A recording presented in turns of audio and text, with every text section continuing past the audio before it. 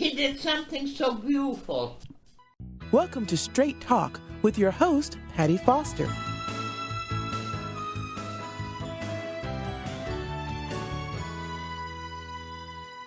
Catching up with Rosa Blum.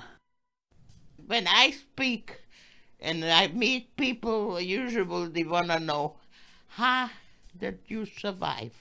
How did you survive? I mean, so many of them, 6 million had vanished. And you survived as 50-year-old kid.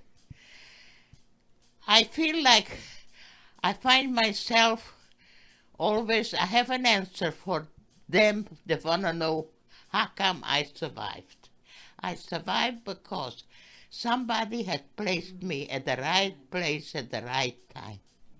There's no answer more than we got something magical in life that we get placed at the right place at the right time. If we believe, I believe very strong that we have something beyond our imaginations. Our life is the most wonderful thing. I know I'm already 91 year old almost, and I still, mentally, I'm okay. Mentally, I still remember everything and every detail. My walking is not as good, but I do my best.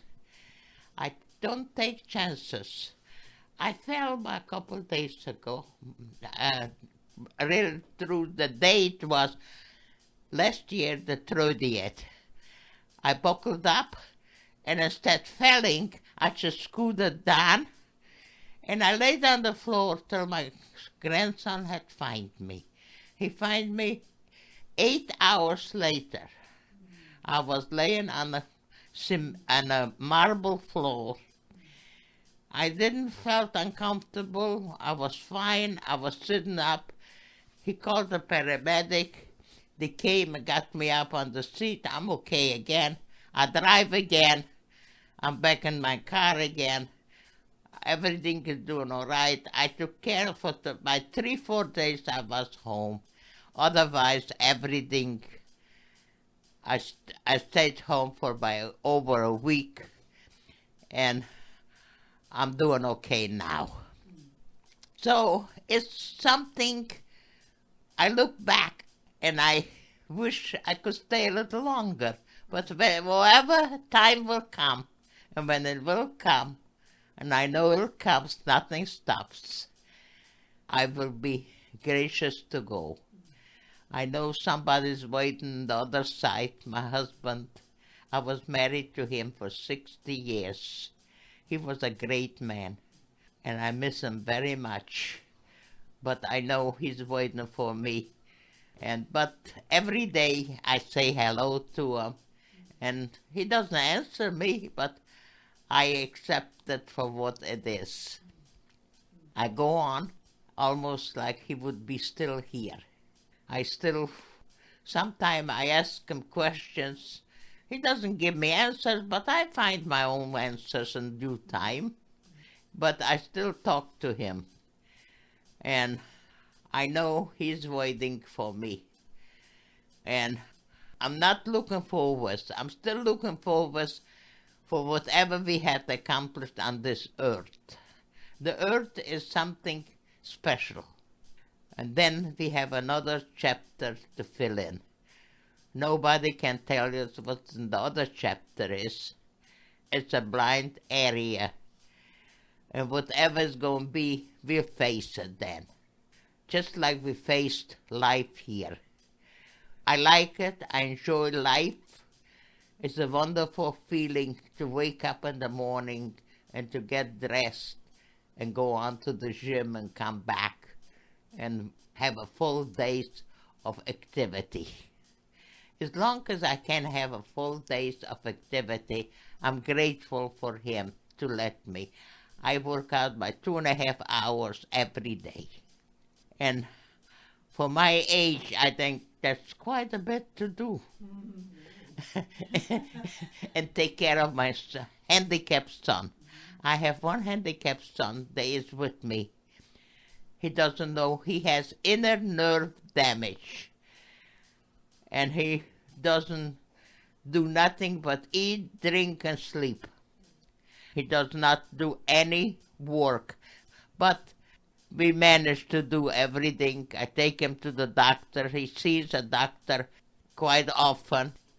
And so things are going on again with life like life should be, as long as we are able and capable to take care of it.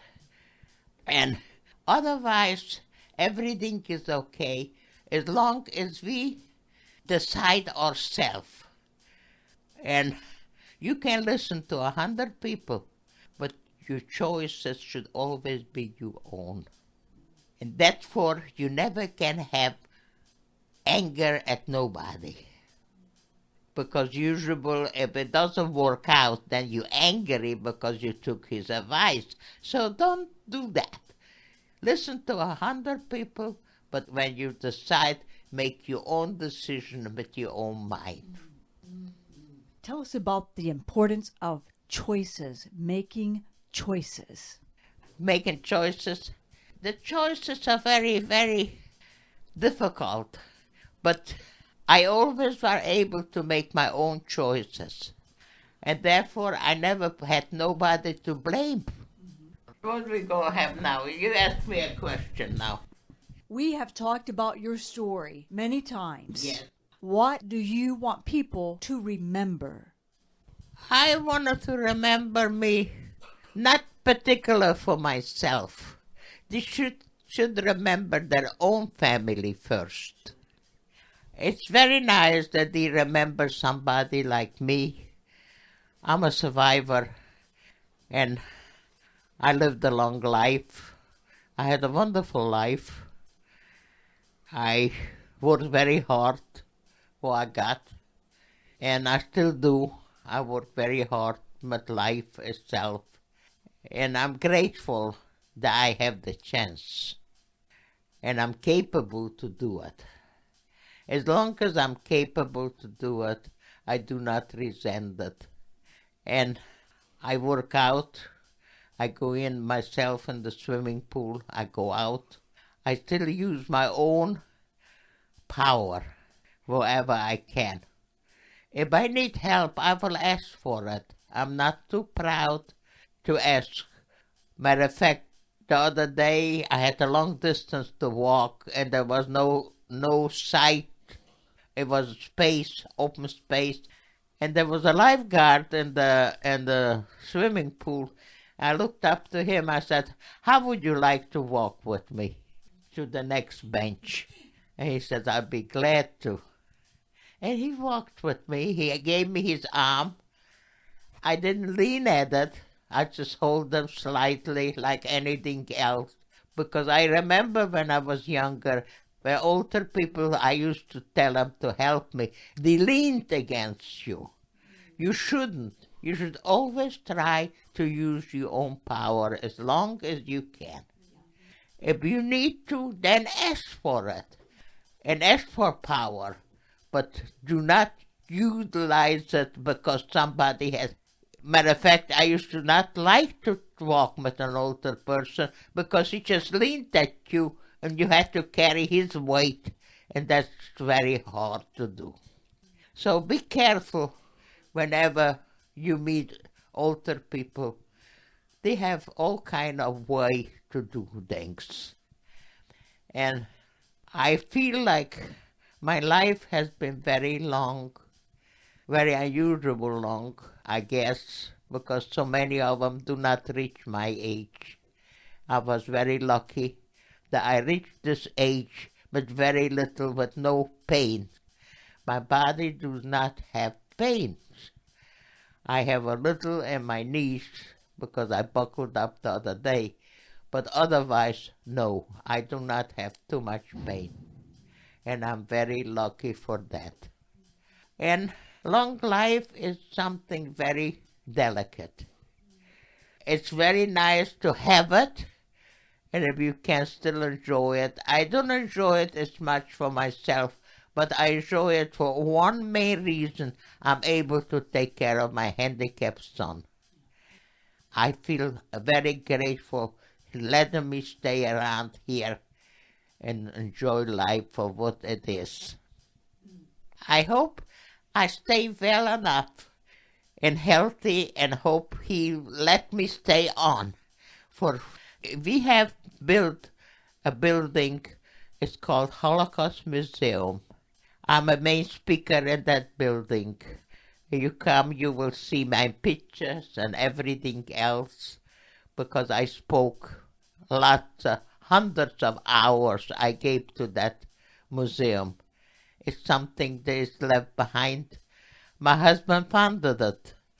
I was here the opening day when they opened it up 40 years ago or 30 years ago. I don't know the years now. To be exact, to tell you, I would have to look it up.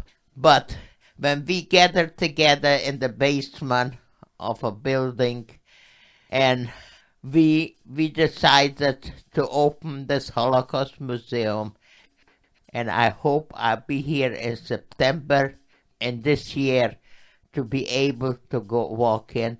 The building has gone up. It's a beautiful building, and it will leave for other children and people to see about the Holocaust Museum. And I hope I'll be here in September to be able to go walk in the first in the building when it will be opened by myself. Thank you very much. Thank you.